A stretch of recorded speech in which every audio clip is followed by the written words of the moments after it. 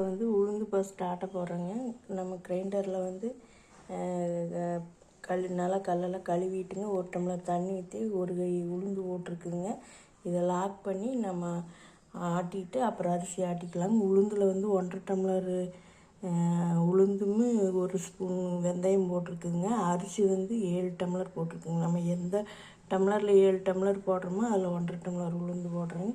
First உளுந்து ஆட்டிட்டுங்க, அரிசி உளுந்து ஒரு 25 நிமிஷம்ங்க, அரிசி அரை மணி நேரமாக ஆட்டணுங்க. அது கிரைண்டரை பொறுத்து இருக்குதுங்க.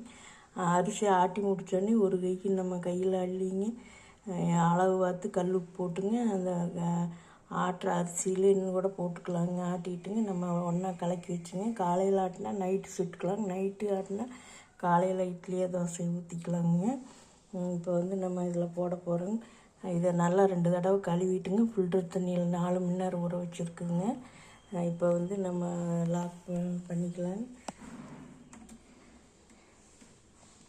இந்த காடி வந்து இதில் சேர்ற மாதிரிங்க இதை வந்து நம்ம அமுத்திக்கணும்.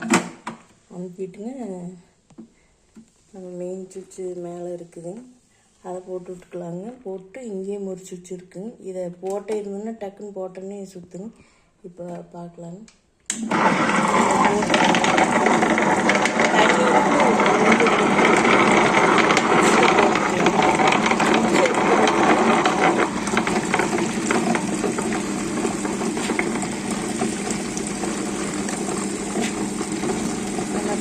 தண்ணி பத்தலைன்னா கொஞ்சம் கொஞ்சமாக தெளித்து கையில் ஆட்டிக்கணும்.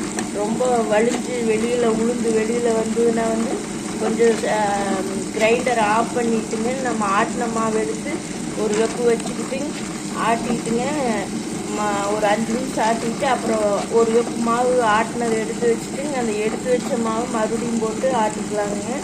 இது அந்த மாதிரி தான் வரும். கொஞ்சம் டம்ளர் பெருசாக இருந்ததுன்னா கொஞ்சம் வலிஞ்சு வெளியே வந்துடும். புது உளுந்தாக இருந்தால் அந்த மாதிரி வந்துடும். கொஞ்சம் உளுந்து பழசாக இருந்ததுன்னா கரெக்டாக இருக்கும். இப்போ இது வந்து புது உளுந்து தாங்க. ஆட்டிகிட்டு இருக்கிறதுக்கு நம்ம கொஞ்சம் கொஞ்சமாக தண்ணி தெளிச்சுங்க.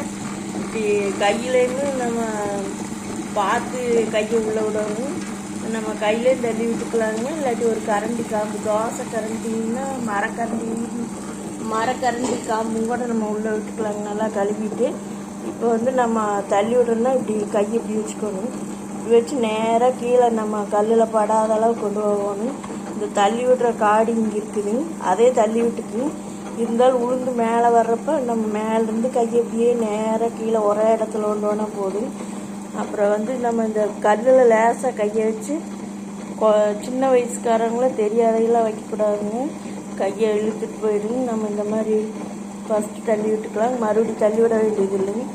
லேசாக அந்த நட்டு இருக்க வரையிலும் நம்ம தள்ளி விட்டுக்கலாம். அப்புறம் இந்த இடத்துலையும் கொஞ்சம் முழு உளுந்து இருக்குது, அதையும் தள்ளி விட்டுங்க. நம்ம கையில் இருக்கிறத இப்படி வலிச்சு விட்டுக்கலாம். கையை ஃபஸ்ட்டு நம்ம க்ளீன் பண்ணிக்கணும்.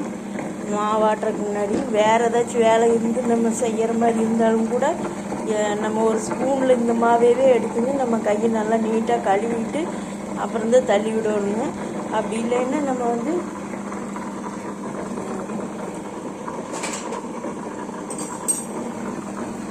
இந்த மாதிரி ஒரு கரண்டி காம்பு எடுத்துக்கலாம். சின்ன கரண்டியாக இருந்தாலும் கூட பரவாயில்லைங்க. இதை வந்துங்க இப்படி ஓரத்துலேருந்து மெதுவாக ரொம்ப முட்டாமல் அப்படியே நேராக கீழே கொண்டு வரலாம். நம்ம கையை உள்ளே விட வேண்டியது இல்லைங்க. நம்ம கீழே இருக்கிற கல்லுலேயும் படாத அளவுக்கு தள்ளி விட்டுக்கணும்.